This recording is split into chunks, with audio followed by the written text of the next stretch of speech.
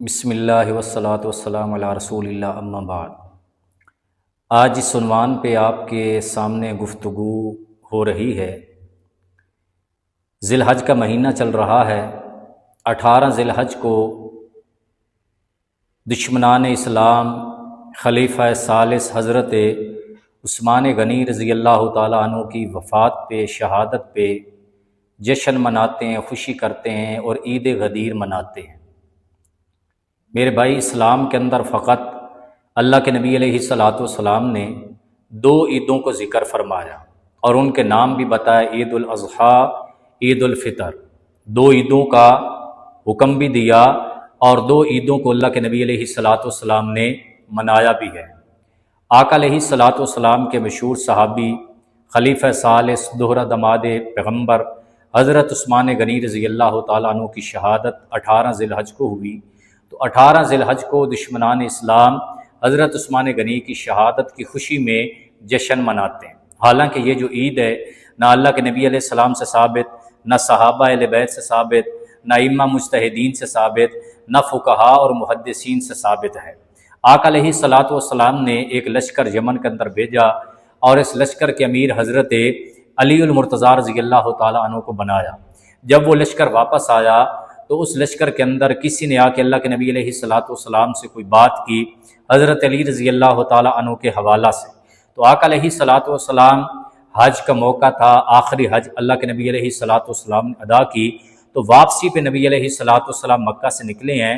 تو مکہ سے جب اللہ کے نبی علیہ الصلاۃ والسلام نکلے ہیں تو آگے ایک چوراہا تھا جہاں سے ہر طرف راستے جاتے تھے، اس کو غدیر خم کہتے تھے۔ غدیر کہتے ہیں کنویں کو، اور خم اس مقام کا نام تھا، یعنی وہاں تک سارے قافلے اللہ کے نبی علیہ الصلاۃ والسلام کے ساتھ آئے ہیں، اور وہاں سے پھر مختلف علاقوں کے اندر جہاں سے لوگ آئے تھے وہ چلے گئے۔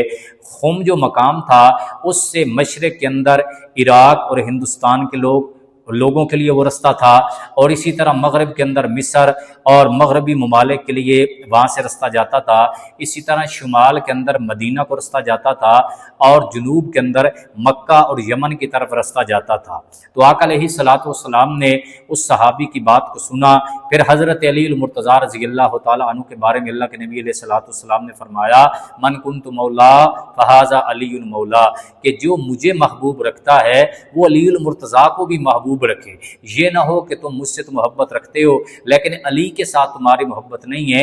اللہ کے نبی علیہ الصلاۃ والسلام نے حضرت علی کی عظمت اور شان کو وہاں پہ بیان کیا ہے۔ تو جب اللہ کے نبی علیہ الصلاۃ والسلام نے یہ جملہ فرمایا تو حضرت عمر رضی اللہ تعالیٰ عنہ نے سب سے پہلے حضرت علی المرتضیٰ رضی اللہ تعالیٰ عنہ کو مبارکباد دی اور فرمایا، ہنی لکا یبن ابی طالب اصبحت و امسیت مولا کل مؤمن و مؤمنہ، اے علی ابن ابی طالب، آپ کو خوشخبری ہو، آپ کو بشارت ہو، آپ کو مبارک ہو کہ آپ ہر مومن اور ہر مومن عورت کے اللہ کے نبی نے آپ کو ان کا دوست بنا دیا۔ تو مولا کے لغت کے اندر مفسرین نے، اہل لغت نے بہت سارے معنی ذکر کیے ہیں، تو ان میں سے اہل سنت والجماعت اس سے مراد کیا ہے؟ دوست لیتے ہیں، محبوب لیتے ہیں، آقا لیتے ہیں، سردار لیتے ہیں، مختلف معنی اہل لغت نے ذکر کیے ہیں، لیکن جو سب سے بہترین معنی جس کی طرف اہل لغت گئے ہیں وہ محبوب ہے، کہ اللہ کے نبی علیہ الصلاۃ والسلام نے فرمایا کہ جو مجھے محبوب رکھتا ہے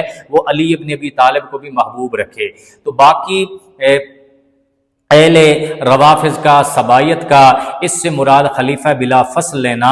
اگر مولا کا معنی خلیفہ بلا فصل لیا جائے تو اللہ کے نبی علیہ الصلاۃ والسلام نے حضرت زید کے بارے میں بھی فرمایا کہ یا زید انت مولانا و اخونا، کہ اے زید آپ ہمارے مولا بھی ہیں، ہمارے بھائی بھی ہیں۔ اگر مولا کا معنی خلیفہ بلا فصل لیا جائے تو پھر حضرت زید کے بارے میں بھی یہی بات آتی ہے، اللہ کے نبی نے ان کو بھی خلیفہ بنایا۔